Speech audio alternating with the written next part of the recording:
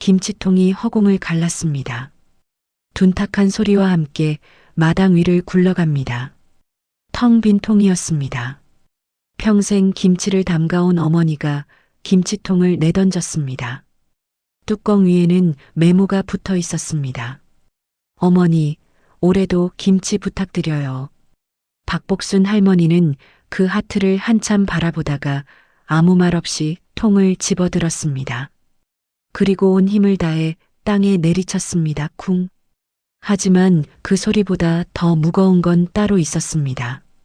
그 광경을 지켜보는 사람이 아무도 없다는 사실이었습니다. 대체 무슨 일이 있었던 걸까요?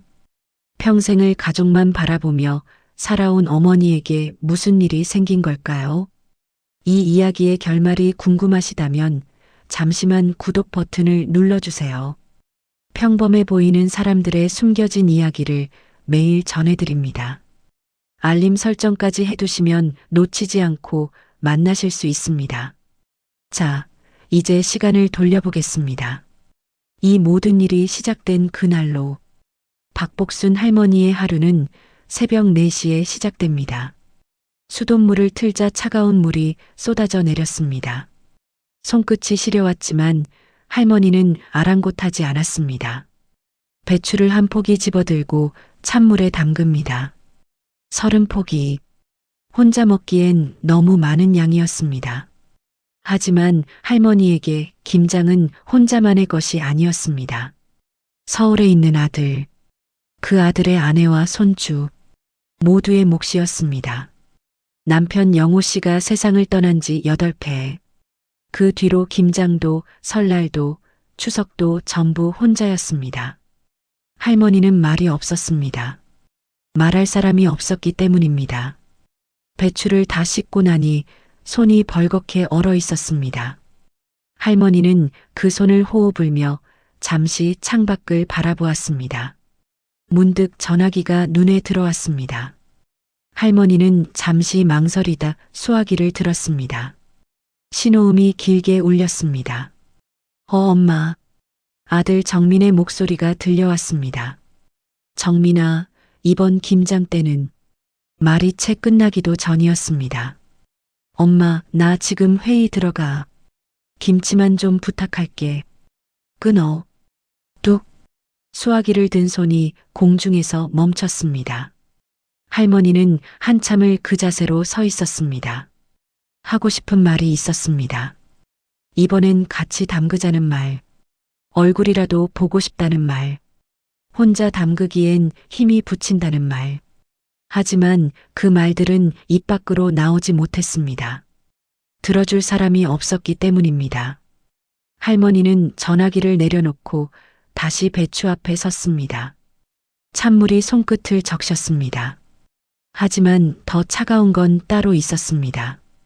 방금 전 아들의 목소리, 그 목소리에서 느껴지는 귀찮음. 그게 물보다 더 시렸습니다. 할머니는 아무 말 없이 배추를 씻었습니다. 아무도 알아주지 않는 노동이 계속되었습니다. 며느리 수지는 늘 바빴습니다. 전화를 걸면 항상 같은 대답이 돌아왔습니다. 어머니, 저 지금 현우 학원 데려다 주러 가는 길이에요. 네, 다음에 꼭 내려갈게요. 김치만 좀 보내주세요. 처음엔 이해했습니다. 서울 생활이 바쁜 건 알고 있었습니다. 손주 현우 키우랴, 살림하랴, 얼마나 정신이 없겠습니까? 그래서 할머니는 더 열심히 김치를 담갔습니다. 내가 더 해주면 되지. 그렇게 생각했습니다. 그런데 이상한 일이었습니다. 김치를 보내면 보낼수록 연락은 줄어들었습니다. 감사하다는 말도 맛있다는 말도 점점 사라졌습니다. 어느 순간부터 김치는 당연한 것이 되어버렸습니다. 그의 김장철, 택배 하나가 도착했습니다. 할머니는 반가운 마음에 상자를 열었습니다. 혹시 며느리가 뭔가 보냈나? 손주가 편지라도 썼나? 설레는 마음으로 포장을 뜯었습니다. 상자 안에는 김치통이 들어 있었습니다. 3개. 모두 텅 빈 통이었습니다. 깨끗이 씻겨 있었습니다. 말끔히 닦여 있었습니다. 뚜껑 위에는 메모가 붙어 있었습니다.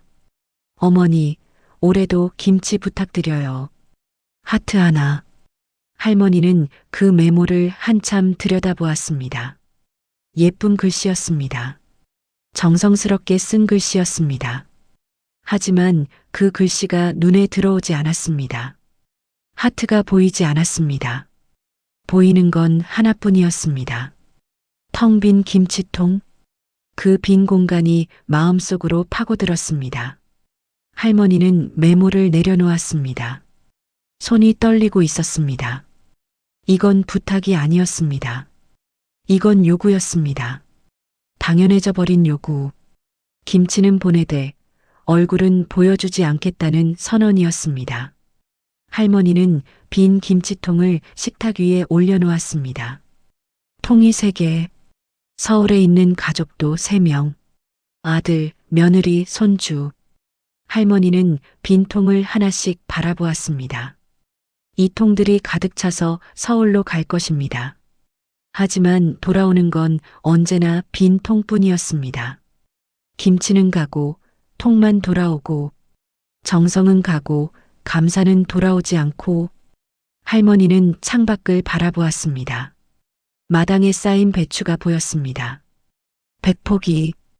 혼자 절이고, 혼자 씻고, 혼자 버무릴 배추들. 할머니는 낮게 중얼거렸습니다. 그래, 올해도 담가야지. 목소리가 흔들렸습니다. 담가야 한다는 건 알았습니다. 하지만 왜 담가야 하는지 모르겠습니다. 누구를 위해 담그는 건지 모르겠습니다. 할머니는 빈 김치통을 안고 한참을 앉아 있었습니다. 통은 차가웠습니다. 플라스틱의 차가움이 품으로 스며들었습니다. 그 차가움이 마음 깊은 곳까지 내려왔습니다. 그날 밤 할머니는 잠을 이루지 못했습니다. 천장을 바라보며 뒤척였습니다. 빈 김치통이 자꾸 눈앞에 아른거렸습니다. 새벽이 되어서야 할머니는 결심했습니다. 아침 해가 뜨자마자 할머니는 움직이기 시작했습니다. 빈 김치통 3개를 꺼냈습니다. 그리고 그 통들을 다시 상자에 담았습니다. 김치 한 포기 넣지 않은 채로 택배 기사가 도착했습니다. 어머니, 서울로 보내시는 거죠? 할머니는 고개를 끄덕였습니다. 예. 김장 김치요? 무거우시겠네. 할머니는 대답하지 않았습니다. 상자는 가벼웠습니다. 텅 빈 통만 들어 있었으니까요. 택배 기사가 상자를 들고 갔습니다. 할머니는 그 뒷모습을 한참 바라보았습니다. 이제 돌이킬 수 없었습니다.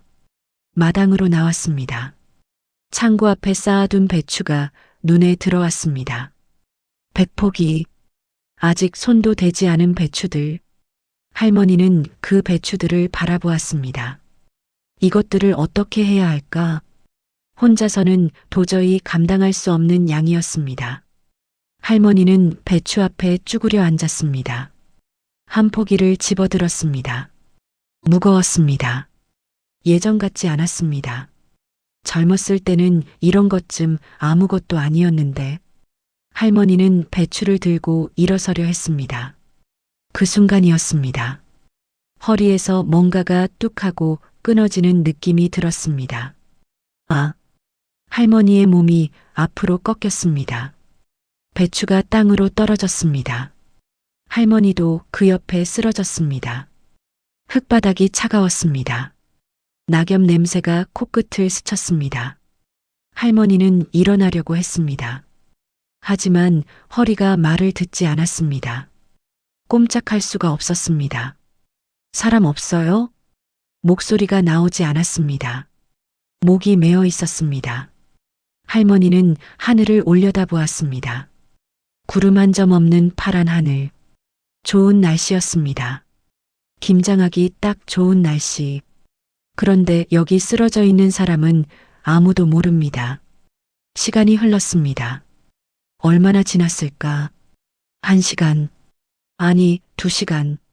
할머니는 계속 누워 있었습니다. 전화기는 방 안에 있었습니다. 소리를 질러도 들을 사람이 없었습니다. 이웃집까지는 너무 멀었습니다. 할머니는 눈을 감았습니다. 이렇게 죽는 건가? 그런 생각이 스쳐 지나갔습니다.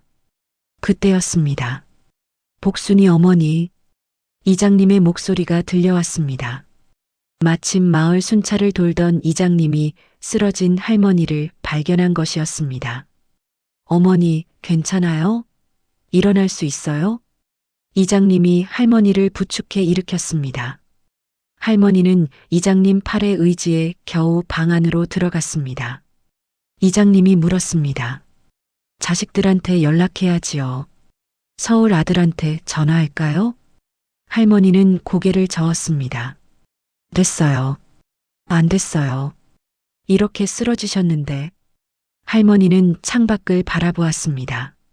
마당에 흩어진 배추가 보였습니다. 낮게 말했습니다. 말하면 뭐합니까? 들어줄 사람이 없는데. 잠시 침묵이 흘렀습니다. 할머니가 다시 입을 열었습니다. 나한테는 김치 말고는 아무도 필요 없었나 봅니다. 이장님은 아무 말도 하지 못했습니다. 할머니의 눈가에 물기가 맺혀 있었습니다. 하지만 눈물은 흘러내리지 않았습니다. 이미 마를 대로 말라버린 것 같았습니다. 소문은 빠르게 퍼졌습니다. 박복순 할머니가 마당에서 쓰러졌다. 김치를 담그지 않고 빈 통을 돌려보냈다. 이장님이 서울에 연락을 넣었습니다. 정민 씨, 어머니가 좀 안 좋으셔. 한번 내려와 보는 게 좋겠어. 그 전화를 받고 이틀 뒤 검은색 승용차 한 대가 마을로 들어왔습니다. 아들 정민과 며느리 수진이었습니다. 차에서 내린 정민은 인상을 쓰고 있었습니다. 엄마, 문을 열고 들어서자마자 목소리가 높아졌습니다. 대체 왜 이러시는 거야? 할머니는 방바닥에 앉아 있었습니다. 허리가 아직 완전히 낫지 않은 상태였습니다. 아들을 올려다보았습니다. 왔구나. 왔구나가 아니라 왜 이러시냐고요. 정민의 목소리에는 걱정보다 짜증이 더 많이 섞여 있었습니다. 빈통을 왜 돌려보내신 거예요? 김치는 왜 안 담그시고? 할머니는 대답하지 않았습니다. 며느리 수진이 뒤따라 들어왔습니다. 수진은 고개를 숙인 채 할머니와 눈을 마주치지 않았습니다. 정민이 다시 말했습니다. 이장님한테 다 들었어요. 마당에서 쓰러지셨다면서요. 그래. 그래가 아니라 왜 연락을 안 하신 거예요? 연락해서 뭐하게. 할머니의 목소리는 담담했습니다. 정민은 한숨을 내쉬었습니다. 엄마, 솔직히 말씀해 보세요. 김치 때문에 이러시는 거예요? 김치 때문에. 그 말이 할머니의 가슴에 박혔습니다. 우리가 김치 안 받겠다고 한 적 있어요? 항상 감사히 잘 먹었잖아요.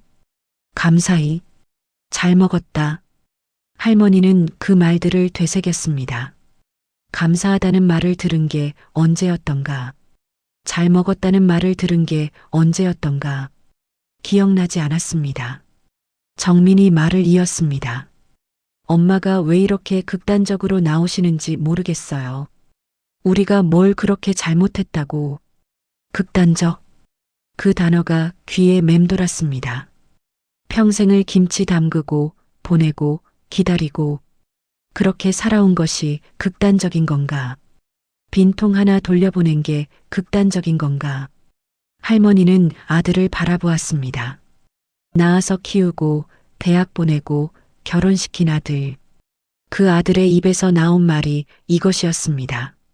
할머니는 천천히 입을 열었습니다. 올해 김치는 없다. 정민의 얼굴이 굳었습니다. 네. 올해 김치는 안 담근다. 엄마, 그게 무슨. 매년 담갔다. 내 아버지 살아있을 때부터 20년 넘게 담갔다. 할머니의 목소리는 여전히 담담했습니다. 근데 이제 모르겠다. 왜 담가야 하는지. 정민은 할 말을 잃었습니다. 수지는 여전히 고개를 숙인 채 있었습니다. 어깨가 미세하게 떨리고 있었습니다. 할머니가 말했습니다. 너희들 얼굴 보려고 담근 거였다. 김치 보내면 올까 싶어서. 근데 오는 건 빈 통뿐이더라. 방 안에 무거운 침묵이 내려앉았습니다. 정민은 입술을 달싹였지만 아무 말도 나오지 않았습니다. 할머니는 창밖을 바라보았습니다. 돌아가라. 네. 볼일 끝났으니까 돌아가라. 바쁘잖아. 그 말은 벌이 아니었습니다. 단절 선언이었습니다. 정민은 며느리를 돌아보았습니다. 수지는 여전히 고개를 숙이고 있었습니다. 입술을 깨물고 있었습니다. 무언가를 삼키고 있는 표정이었습니다.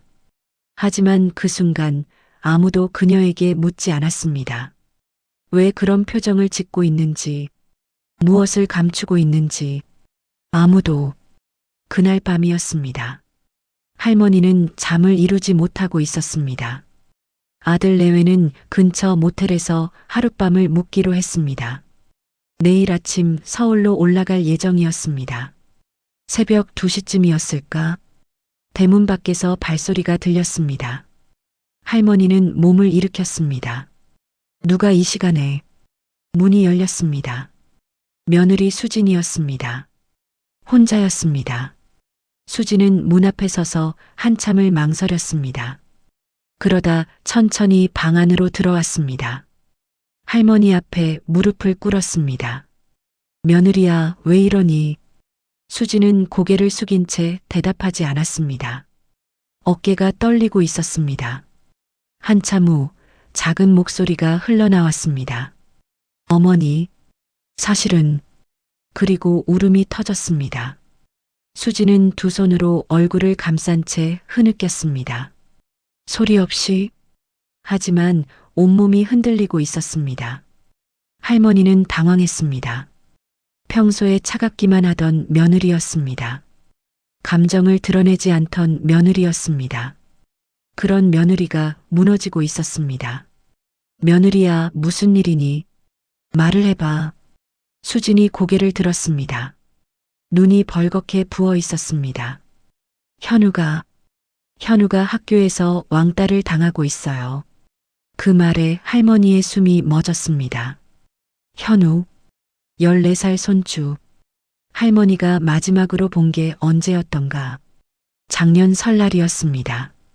그때도 구석에서 말없이 앉아있던 아이. 수진이 말을 이었습니다. 1년 넘게요. 아이들이 현우를 따돌렸어요. 급식도 혼자 먹고 체육 시간에도 혼자 있고 어느 날은 신발이 없어져서 맨발로 집에 왔어요. 할머니는 아무 말도 할 수 없었습니다. 수진의 목소리가 떨렸습니다.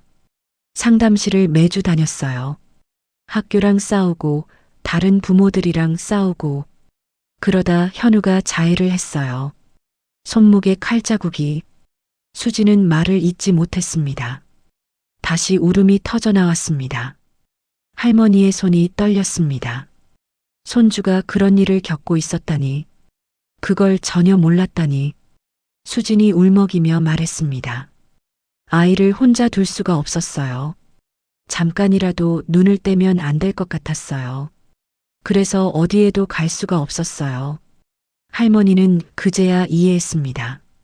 며느리가 왜 그렇게 바빴는지, 왜 내려오지 못했는지, 왜 전화를 짧게 끊었는지. 수진이 할머니의 손을 잡았습니다. 김치통 보낼 때마다 손이 떨렸어요. 죄송해서요. 그런데도 보냈어요. 김치가 끊기면 가족이 끊어질까봐. 할머니의 눈에서 눈물이 흘러내렸습니다. 며느리도 울고 할머니도 울었습니다. 방 안에 두 여자의 울음소리만 가득했습니다. 수진이 말했습니다. 어머니가 김치 안 보내신다고 했을 때 무서웠어요. 이제 정말 끝이구나 싶었어요. 저희가 버림받는구나 싶었어요. 할머니는 며느리의 손을 꼭 쥐었습니다. 주름진 손이 젊은 손을 감쌌습니다. 왜 진작 말 안 했니? 수지는 고개를 저었습니다. 말할 수가 없었어요. 창피하기도 하고 어머니한테 짐이 될까봐. 그리고 수지는 잠시 말을 멈췄습니다. 저도 어디다 말해야 할지 몰랐어요. 1년 내내 혼자 감당했어요. 그 순간 모든 것이 뒤집혔습니다. 받기만 하던 며느리가 아니었습니다. 혼자 짊어지고 있던 사람이었습니다. 할머니는 한참을 말없이 앉아 있었습니다. 며느리의 고백이 머릿속에서 맴돌았습니다. 할머니는 천천히 며느리에게 다가갔습니다. 아픈 허리를 이끌고 며느리 앞에 앉았습니다. 그리고 두 팔을 벌려 며느리를 안았습니다. 수지는 할머니 품에서 아이처럼 울었습니다. 참았던 것들이 터져나오는 울음이었습니다. 할머니는 며느리의 등을 토닥였습니다. 아무 말 없이 그냥 토닥토닥 한참을 그렇게 있었습니다. 울음이 조금 잦아들었을 때 할머니가 입을 열었습니다. 왜 진작 말 안 했노? 수지는 고개를 저었습니다. 어머니한테 짐이 될까 봐요. 멀리 계시는데 걱정만 드릴 것 같아서. 할머니는 며느리의 어깨를 잡고 눈을 마주쳤습니다. 가족이면 같이 짊어지는 거다. 혼자 지면 어떡하노? 수진의 눈에서 다시 눈물이 흘렀습니다. 할머니가 말했습니다. 내가 뭘 할 수 있겠노? 늙은 것이. 근데 가만히 있을 수는 없다. 할머니는 창밖을 바라보았습니다. 어둠 속에 마당이 보였습니다. 배추가 쌓여있던 그 마당. 이제 배추는 치워져 있었습니다. 할머니는 결심한 듯 말했습니다. 김치는 없다. 수진이 고개를 들었습니다. 대신 내가 간다. 네. 서울로 올라간다. 현우 곁에 있어야겠다. 수지는 놀란 표정을 지었습니다. 어머니, 그게 무슨. 네가 바쁘잖아. 학교랑 싸우고 상담 다니고. 그 사이에 현우 누가 봐주노. 수지는 말을 잇지 못했습니다. 할머니가 말했습니다. 김치 담그는 거 이제 안 해도 된다. 그거 담글 시간에 손주 얼굴이나 보겠다. 배추 씻을 힘 아껴서 현우 데리러 다니겠다. 수진이 할머니 손을 잡았습니다. 어머니, 서울은 시골이랑 달라요. 힘드실 거예요. 힘들면 어떻노? 할머니는 며느리의 손을 꼭 쥐었습니다. 현우가 힘든 거보다 덜 힘들다. 그 애가 혼자인 거보다 덜 외롭다. 수지는 아무 말도 하지 못했습니다. 그저 할머니 손을 잡고 울기만 했습니다. 할머니는 며느리의 머리를 쓰다듬었습니다. 고생했다, 며느리야. 혼자 얼마나 힘들었노. 그 한마디에 수진이 다시 무너졌습니다. 1년 동안 듣고 싶었던 말이었습니다. 누군가 알아봐 주기를 바랐던 고통이었습니다. 할머니가 말했습니다. 이제 혼자 지지 마라. 나도 같이 진다. 가족이잖아. 그날 밤 두 사람은 오래도록 손을 잡고 있었습니다. 창밖으로 새벽빛이 서서히 밝아왔습니다. 긴 밤이 끝나고 있었습니다. 할머니는 창밖을 바라보며 생각했습니다. 평생 김치를 담갔다. 그게 가족을 위한 거라고 믿었다. 하지만 정작 가족이 필요로 했던 건 김치가 아니었다. 곁에 있어주는 사람이었다. 할머니는 조용히 일어났습니다. 짐을 쌀 준비를 해야 했습니다. 서울로 갈 준비를. 박복순 할머니가 서울에 도착한 건 그로부터 사흘 뒤였습니다. 평생 시골을 벗어난 적 없던 할머니였습니다. 서울역에 내리자 사람들이 물결처럼 밀려왔습니다. 어지러웠습니다. 하지만 할머니는 꿋꿋이 걸었습니다. 손주가 기다리고 있었으니까요. 아들 정민의 집은 서울 외곽의 작은 아파트였습니다. 할머니는 작은 방 하나를 얻었습니다. 창고로 쓰던 방이었습니다. 좁았지만 불평하지 않았습니다. 첫날 할머니가 인사를 건넸습니다. 현우야, 할머니 왔다. 현우는 고개만 살짝 끄덕이고 방으로 들어가 버렸습니다. 문이 닫혔습니다. 할머니는 그 문을 한참 바라보았습니다. 예상했던 일이었습니다. 상처받은 아이가 쉽게 마음을 열 리 없었습니다. 할머니는 기다리기로 했습니다. 다음 날부터 할머니는 학교 앞에 섰습니다. 학교 시간에 맞춰 교문 앞에서 기다렸습니다. 현우가 나왔습니다.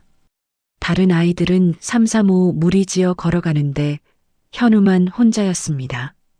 고개를 푹 숙인 채 걸어오는 손주. 할머니의 가슴이 아렸습니다. 현우야. 현우가 고개를 들었습니다. 할머니를 보더니 당황한 표정을 지었습니다. 할머니, 왜 여기 있어요? 데리러 왔지. 혼자 갈 수 있는데요. 알아. 근데 할머니가 같이 가고 싶어서. 현우는 어색한 표정으로 할머니 옆에 섰습니다. 둘은 말없이 걸었습니다. 집으로 가는 길, 할머니가 분식집 앞에서 멈췄습니다. 현우야, 떡볶이 먹을래? 괜찮아요. 할머니가 먹고 싶어서 그래. 같이 먹자. 할머니는 현우의 손을 잡고 분식집으로 들어갔습니다. 떡볶이 2접시가 나왔습니다. 할머니는 한 젓가락 먹고는 얼굴을 찡그렸습니다. 맵다. 현우가 웃음을 참았습니다. 처음으로 현우의 얼굴에 미소 비슷한 게 스쳤습니다. 그날 이후로 그게 일과가 되었습니다. 학교 앞에서 기다리고 함께 걷고 분식집에 들르고 현우는 여전히 말이 없었습니다. 하지만 할머니도 억지로 말을 시키지 않았습니다. 그냥 곁에 있었습니다. 일주일이 지났습니다. 어느 날 현우가 먼저 말을 걸었습니다. 할머니, 응? 왜 매일 와요? 할머니는 떡볶이를 먹다 말고 현우를 바라보았습니다. 현우 얼굴 보고 싶어서. 왜요? 왜긴. 보고 싶으니까 보고 싶지. 현우는 고개를 숙였습니다. 한참을 그러고 있다가 작게 말했습니다.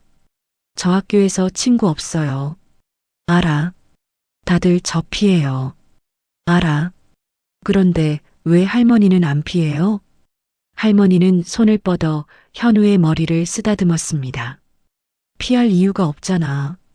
근데 현우야, 할머니는 네 편이야. 무슨 일이 있어도 네 편이야. 현우의 눈에 물기가 맺혔습니다. 고개를 숙인 채 떡볶이만 바라보았습니다. 할머니는 더 말하지 않았습니다. 그냥 옆에 앉아 있었습니다. 그날 밤 현우가 할머니 방으로 찾아왔습니다. 할머니, 나 얘기 좀 해도 돼요? 그래, 들을게. 현우는 방바닥에 앉아 말하기 시작했습니다. 학교에서 있었던 일들, 따돌림 당했던 이야기, 혼자 급식 먹던 이야기, 신발이 사라졌던 이야기. 할머니는 한마디도 하지 않고 들었습니다. 현우의 말이 끝났을 때 할머니는 손주를 안았습니다. 많이 힘들었구나. 혼자 버티느라 많이 힘들었구나. 현우가 할머니 품에서 울었습니다. 엄마한테도 하지 못했던 울음이었습니다. 그날 이후로 현우는 달라졌습니다. 학교에서 돌아오면 할머니 방으로 먼저 갔습니다. 할머니, 오늘 급식 진짜 맛없었어. 할머니, 오늘 수학 시험 망했어. 할머니, 오늘 체육 시간에 축구했는데 나 혼자 안 뽑혔어. 할머니는 다 들어주었습니다. 좋은 이야기도 나쁜 이야기도 그냥 들었습니다. 어느 날 현우가 물었습니다. 할머니 손에서 왜 맨날 이런 냄새 나요? 무슨 냄새? 김치 냄새 같은 거. 할머니는 자신의 손을 바라보았습니다. 주름진 손, 수십 년 동안 김치를 담가온 손, 그 냄새가 손에 배어 있었습니다. 김치 담그느라 그렇지. 싫어요? 현우가 고개를 저었습니다. 아니요. 처음엔 좀 그랬는데, 이제는 이 냄새 맡으면 할머니 생각나요. 할머니는 웃었습니다. 현우도 웃었습니다. 그게 둘의 첫 번째 웃음이었습니다. 시간이 흘렀습니다. 현우는 여전히 학교에서 외로웠습니다. 친구는 생기지 않았습니다. 하지만 달라진 게 있었습니다. 집에 돌아오면 기다리는 사람이 있다는 것, 자신의 이야기를 들어주는 사람이 있다는 것, 그게 현우를 버티게 했습니다. 어느 날 저녁 현우가 할머니에게 말했습니다. 할머니, 응? 할머니가 내 첫 번째 친구야. 할머니는 손주를 바라보았습니다. 학교 친구들 말고 진짜 친구, 속마음 얘기할 수 있는 친구, 그런 친구는 할머니가 처음이야. 할머니의 눈가가 촉촉해졌습니다. 할머니도 그래. 현우가 할머니 친구야. 둘은 마주보며 웃었습니다. 나이 차이 60살. 하지만 둘은 친구였습니다. 다음에 김장철이 돌아왔습니다. 택배 하나가 도착했습니다. 보낸 사람은 며느리 수진이었습니다. 할머니는 상자를 열었습니다. 안에는 김치통이 들어 있었습니다. 빈 통이 아니었습니다. 김치가 가득 담긴 통이었습니다. 며느리가 직접 담근 김치, 메모가 붙어 있었습니다. 어머니, 제가 담가봤어요. 많이 서툴러요. 할머니는 김치통을 열었습니다. 한 젓가락 집어 먹었습니다. 짰습니다. 간이 세고 배추가 덜 절여져 있었습니다. 서툰 솜씨가 그대로 느껴졌습니다. 할머니는 웃었습니다. 짜다. 수진이 걱정스러운 표정을 지었습니다. 죄송해요, 어머니. 다시 담글게요. 아니야. 할머니는 고개를 저었습니다. 이게 좋아. 이건 나 생각하면서 담근 맛이야. 수진의 눈에 눈물이 맺혔습니다. 할머니가 말했습니다. 김치는 맛이 아니야. 누가 누굴 생각하면서 담갔느냐가 맛이야. 그 말에 현우가 끼어들었습니다. 할머니, 나도 먹어볼래요. 현우가 김치를 한 젓가락 먹었습니다. 얼굴을 찡그렸습니다. 진짜 짜다. 모두가 웃었습니다. 할머니도, 며느리도, 현우도, 아들 정민도 어색하게 웃었습니다. 할머니는 김치통 뚜껑을 닫았습니다. 딸깍, 작은 소리가 났습니다. 그 소리가 이상하게 따뜻했습니다. 평생 김치를 담가왔습니다. 그게 가족을 위한 거라고 믿었습니다. 하지만 진짜 가족이 필요로 했던 건 김치가 아니었습니다. 곁에 있어주는 것, 이야기를 들어주는 것, 함께 웃어주는 것, 그게 김치보다 더 중요한 거였습니다. 할머니는 손주의 손을 잡았습니다. 현우도 할머니 손을 꼭 쥐었습니다. 김치 냄새가 나는 손. 이제는 그 냄새가 좋았습니다. 그건 누군가를 살게 하려고 나는 냄새였으니까요.